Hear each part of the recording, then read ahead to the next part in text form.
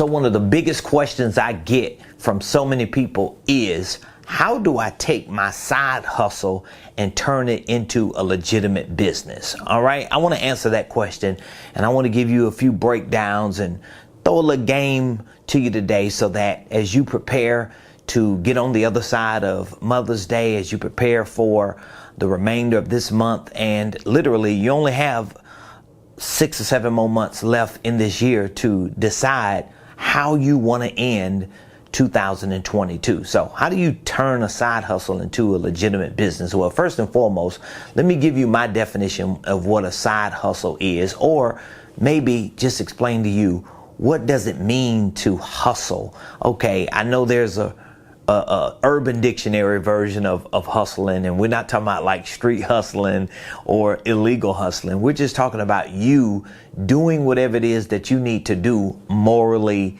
and ethically, and of course legally, in order to make a couple dollars. So for example, you may have a job, and on your days off, you bake or you cook, or you pretty decent with hair and you do your neighbor's hair. Maybe you're a guy and you know how to cut grass, and you paint, and you just do a little work on the side. Maybe you know somebody who just has a business and they just need an assistant or somebody to help them once or twice a week or every once in a while. Well, whatever those things are that you're doing outside of your main source of income can actually be considered a hustle. Now, of course, if you don't have a job and you're just waking up every day scrapping, you work here, you work there, you do what you need to do to make a couple dollars, that can be considered a hustle. But the thing is, just because you're doing certain things that may be entrepreneurial in nature, they may have the form of a business, and they may be a part of business activities, it doesn't really make it a business. And so we're living in a time now more than ever that you gotta be willing to do the work in order to legitimize whatever your hustle is. Now, let me give you a few reasons why, good and bad, this is critical for you to do, and you got to do it right now. Number one, millions upon millions of people are resigning from their jobs and leaving the workforce. As a matter of fact, there was a report that just came out this week that showed over 4.5 million people resigned, quit their jobs, and left the workforce in March alone. And there are probably 12 to 13 million estimated vacancies in the workforce, which means there are about 13 million jobs that people are looking for people to come in and take, but there's nobody to take them because millions and millions of people are resigning, they're leaving the workforce, they're quitting. Now, everybody that's leaving the workforce and quitting ain't starting a business, but there is a large number of people who are getting into entrepreneurship. The problem with that is when you go into entrepreneurship, meaning that when you start a hustle or when you try to legitimize your hustle and make your hustle legitimate business, if you don't understand what you're doing, you don't understand business, you don't understand finances, you don't understand the fundamentals of running a business, like systems and processes, not like you got to be a genius or expert, but just the basic fundamentals of it,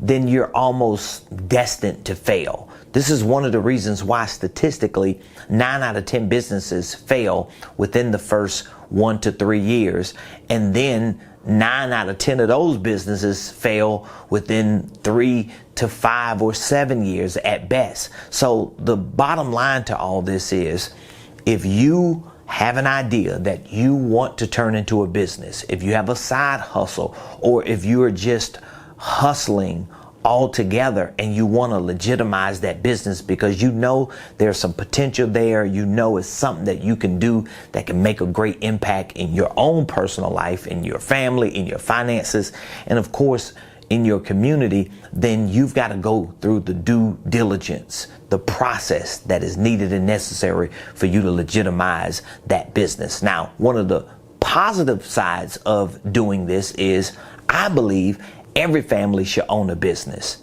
Every family should own a business. The truth is, when you can't own a car or a house, guess what you can own? You can own a business. Have you ever thought about that?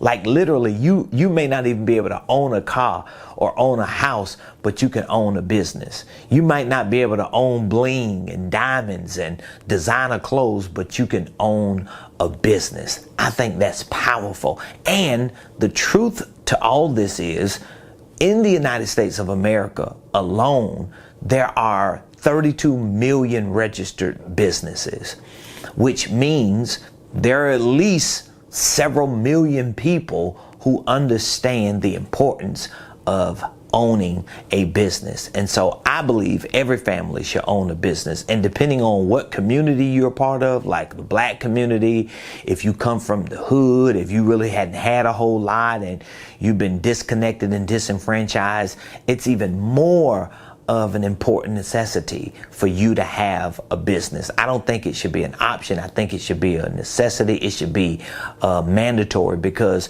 your business is actually your legacy.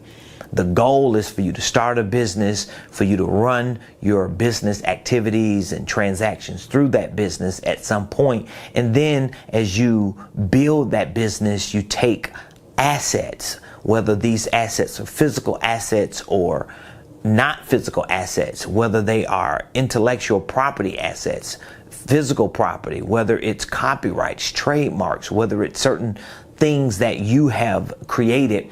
You want your business to own those assets so that you're not waiting to leave your family a job, but you can leave your family a business, which is a part of your legacy. But while you're living, while you're here, we want to get you out of scrapping. We want to get you out of just the daily grind, because I know what it feels like. See, I come from the hood. I come from nothing.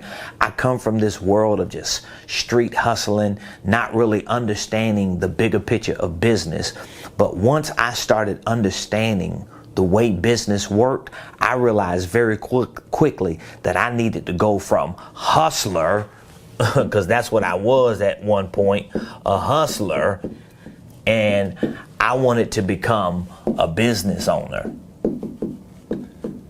What I didn't know at the time was that there was a growth process.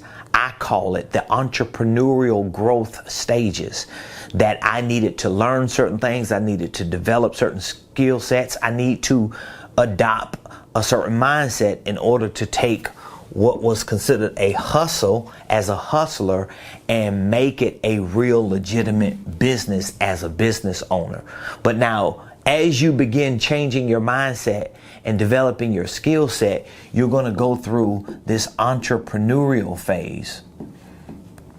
And this phase is really what's going to teach you how to do the basic fundamentals that any and every business owner has to have the ability to do. And this is about sales, it's about marketing, it's about communication, it's about relationships. It's about all of the things that are going to determine the success and the failure of your business when you finally become a legitimate business owner. See, a lot of people have the wrong idea about owning a business, because what they do is they get their EIN number, they get their articles of an organization with their LLC, they open up a bank account, they get their logo, you know, all the stuff we do. We get all this stuff done and we swear up and down. We just think, oh, we own a business. The truth is, you don't really own a business, because a business is not just a legal entity on paper. A business is actually a business system. It is a set of systems and processes that you have put together and you've packaged in this legal entity that you're able to go to the market with products and services, sell those products and services, and continue to grow that company, that entity out. But how are you going to have a legitimate business, if that's what a business is, if you don't understand things like sales, marketing, communications, relationship, if you don't understand things like finances, if you don't understand things like operational procedures? These are things that you cannot operate and run a successful business without. You have to have these things. This is one of the reasons why most people stay in the hustle phase. So they have good days, they have bad days. They have long seasons, they have short seasons. They have moments where they see a high, then they have moments where they see a low. In other words, their graph looks like this, and most of the time it's looking like that. It's continuing to go down because they're stuck in the hustle phase. And then you have this group who go to the entrepreneur phase, so they learn about making exchanges, they learn a little bit about marketing, they know how to get in front of a camera, get on social media, they know how to talk to people, they start communicating, building relationships, they start making a little money, they start building a little operation, but they stay solo. Either solopreneurs, self-employed, and they never make the conversion over of owning legitimate businesses because they don't understand in order for them to own legitimate businesses, they actually have to take all of these skill sets that they have in this process, develop the mindset to learn about and to educate themselves on and to grow and to develop.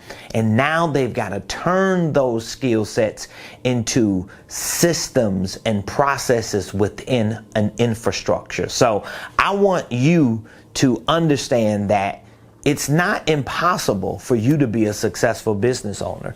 It's not something far away and far-fetched, because your potential has already showed you, especially if you're out there hustling and you have these entrepreneurial tendencies, and you may even have a business, but you find yourself glitching, meaning that you keep finding yourself hitting a brick wall. You can't figure out why you can't be consistent and why you can't grow. You're trying to do it all yourself. You don't have help. You don't have support. You don't have the resources. And what you really need is just a reset. You need some business reset so that you can take all of the meat of what you have developed in your mindset, all of the meat of what you're developing in your skill set, and package it in an infrastructure with systems and processes that make sense. Welcome out of my show. Welcome out of my show. I had 2020 vision.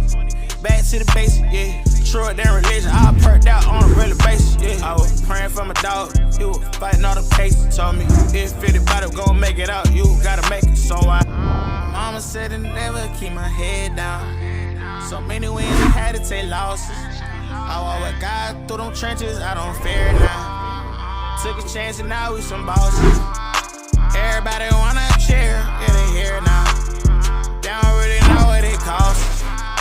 In the crash test, I don't even stare now. If my God call it, I'm on. You want to be a millionaire? Well, I'm making it real easy for you because I'm giving you my personal playbook that I've used to go from hood figure to seven figures. It's called the Millionaire Blueprint. This is an online business and financial wealth building system that I know works because I've used it to become one myself. Now, in this wealth building system, I'm teaching you about starting and structuring holding companies, creating divisions, subsidiaries, how to reallocate pre-tax dollars into other operating entities. I'm teaching you creative tax strategies, how to minimize your taxes, maximize your deductions. I'm teaching you real estate investing on how to take earned income and active income and convert it into passive income. I'm also teaching you sales, how to create a sales process, a sales cycle, how to create a script. I'm teaching you marketing, goal setting, scheduling, pricing of products, product development. This is a very, very, very detailed business and financial wealth building system. Click the link